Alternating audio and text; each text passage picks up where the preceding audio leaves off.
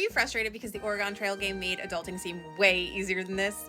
Me too. So welcome to States Against Humanity, my March Madness tournament, the tournament where we, a group of individuals trying to feel something, come together to determine what state is worse for humanity. I'm your host, Casey, and today we're going to travel to Oklahoma and Louisiana and look at their environmental policy. For those of you that joined me on my live as I researched this, you know this is going to be a bleak experience.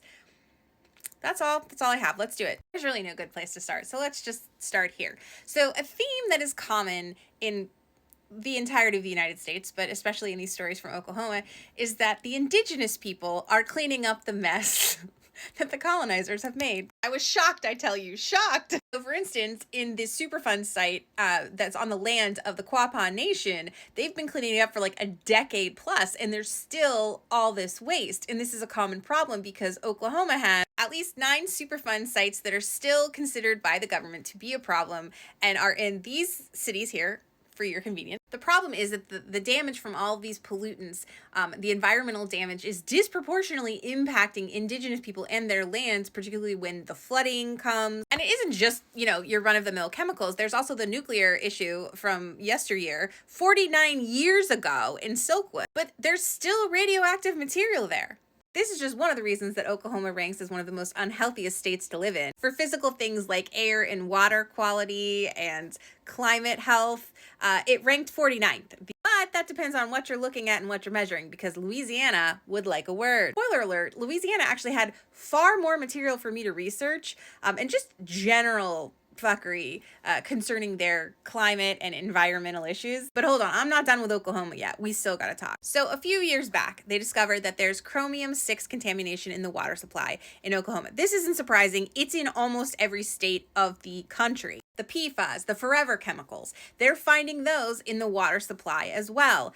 All thanks to a congressional legislative initiative and also some additional monies from the EPA to help with its water infrastructure. And that's because Biden was all for cleaning up the water and the environment in this country, but now Donald Trump and the Republicans are like, shh, not so fast. Now, here's where the water issue gets a little more dicey for Oklahoma and places like Norman, where they were trying to correct some of the issues in the drinking water. Back in the day, to encourage small farmers to save money, the federal government was like, hey, you know what you could do? Take the municipal sewage and use that for your fertilizer. And so they were encouraging farmers to do that. Guess what's in the sewage, y'all? Oh, the forever chemicals. That's right. So a bunch of other states were like, yeah, we probably should no longer use that tainted sewage on our crops because we eat those crops. That's a bad idea.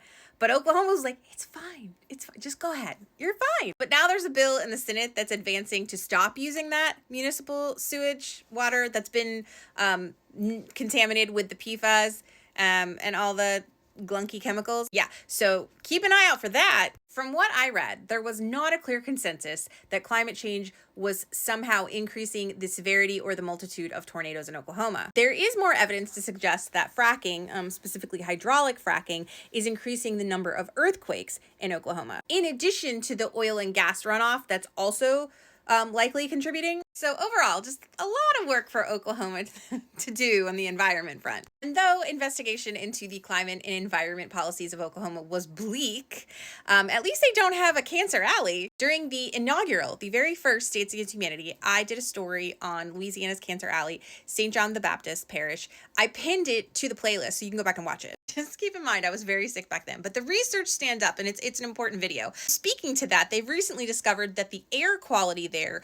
was way worse than they thought it was. 1,000 times above previous measurements. And just like the policies in Oklahoma that are negatively, disproportionately impacting the indigenous communities, so too are these chemical polluting plants impacting Black residents in Louisiana. You'll see in the video that I talk about the elementary school that's in the 5th ward there, that they can't move anywhere in that district because it's all just as polluted. They're literally like, this is less toxic than anywhere else.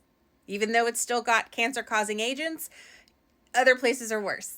Louisiana itself is home to 15 Superfund sites. You can see where they are right there. And somehow they're also experiencing earthquakes due to fracking. They have something in common with Oklahoma. Most are in agreement that Louisiana is being impacted by the effects of climate change as the hurricanes come and continue to erode the shoreline. The increasing strength of hurricanes and the rising sea waters are creating significant problems for burials in the state of Louisiana. Floodwaters are displacing caskets and also uprooting grave sites of those that were enslaved in the days of slavery. Residents in Cantor Alley had made significant progress in a lawsuit against Danka, the petrochemical plant that exists in that area, but the Trump administration is forcing the EPA to drop that lawsuit. So you know that the residents of this community, being that they're Black, have had to work that much harder. They've had to struggle against a corporation that already has more power than you or I do, just by the fact that they're a corporation making lots of money.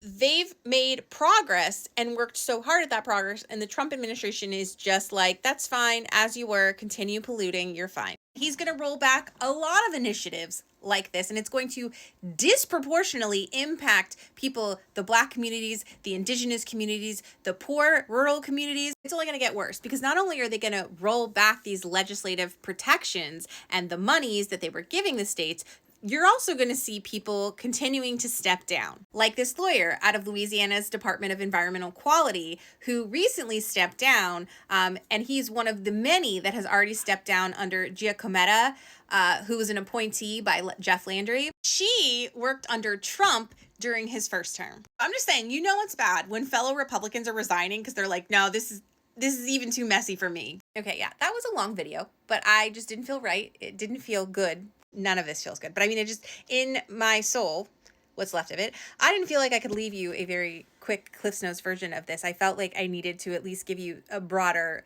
viewpoint of why things are so stark and difficult in both of these states surrounding their environmental policies. But do select which one you feel is the worst for humanity based on this video. I will also put a Google form poll in the comments so you can pick which one you want to participate in. That's all. I don't have any other parting words of wisdom or commiseration. Just, I'll see you next time.